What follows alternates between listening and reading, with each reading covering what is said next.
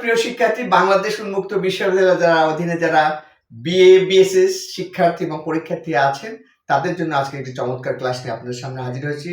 সেটা অত্যন্ত অত্যন্ত খুব উপকারী একটা ক্লাস এবং আপনাদেরকে অনেক কাজে লাগবে ইনশাআল্লাহ। সেটা নিয়ে কথা বলবো ইনশাআল্লাহ। Let's get started.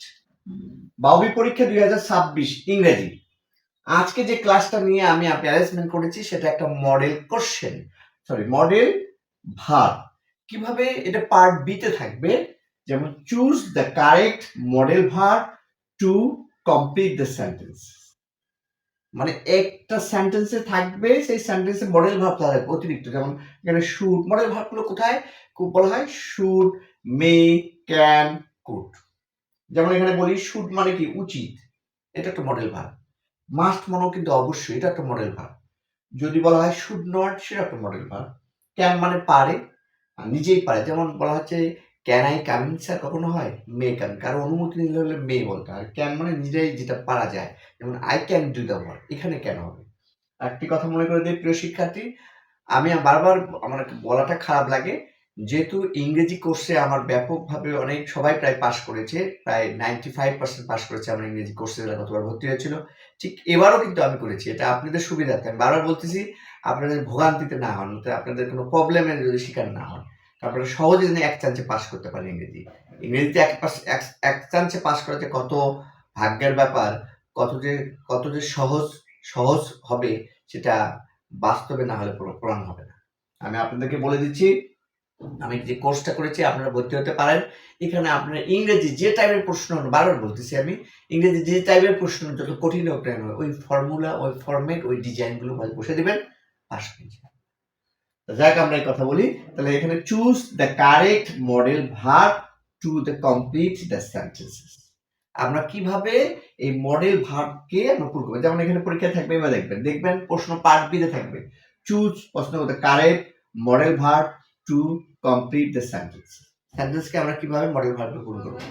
যেমন you dash should may can respect your parents. তাহলে ইউ মানে তুমি, তাহলে শুড মানে কিন্তু উচিত হবে। তাহলে you should respect your parents. তোমার পিতা মাতাকে কি করা উচিত? কখনো হবে মে করতে পারো, বা ক্যান মানে পারো, এখানে উচিত শুড। তাহলে এখানে আমাদের বুঝতে হবে যে শুড আছে, মে আছে, ক্যান আছে।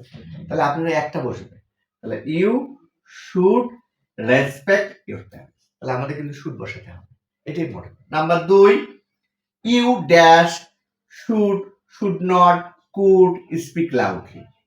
তাহলে তুমি স্পিক লাউডলি, জোরে করে কথা বলা উচিত না উচিত নয়, তাহলে মনে রাখতে হবে। তাহলে শুড হবে না শুড নট হবে? তাহলে মনে শুড মানে উচিত, তাহলে নট আছে, তাহলে শুড নট।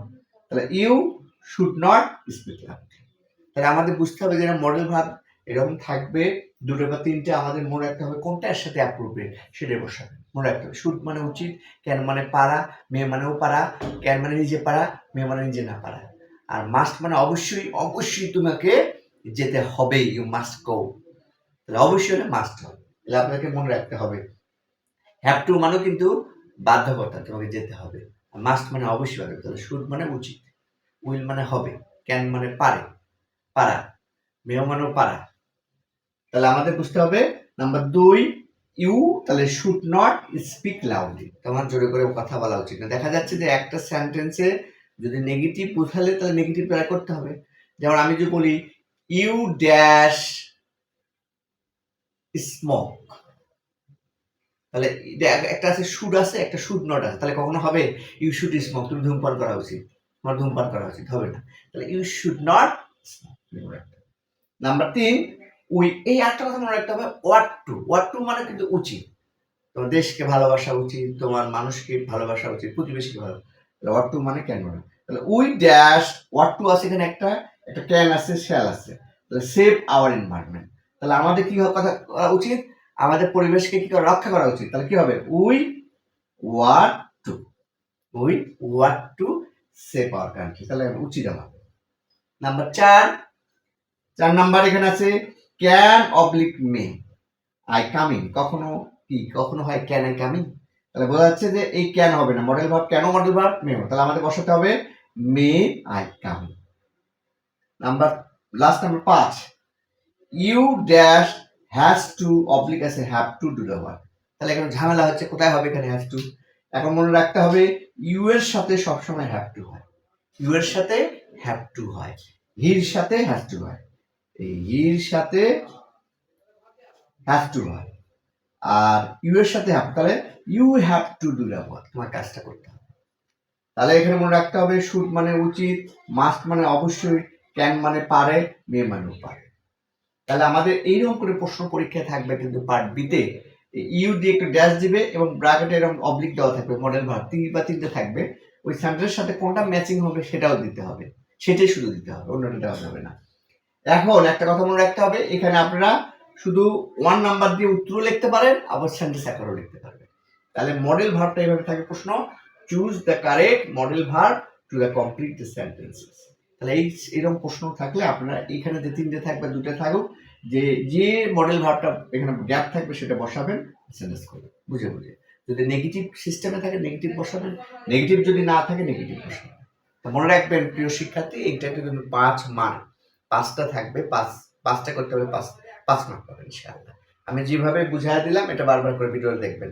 তো প্রিয় শিক্ষার্থী, আজকে যে আমি ক্লাসটা নিলাম মডেল সম্পর্কে, আর পরবর্তীতে আমি আর ঠিক একটা সুন্দর টপিক নিয়ে আপনাদের সামনে হাজির হব, সেই অপেক্ষায় ভালো থাকবেন। আল্লাহ হাফিজ।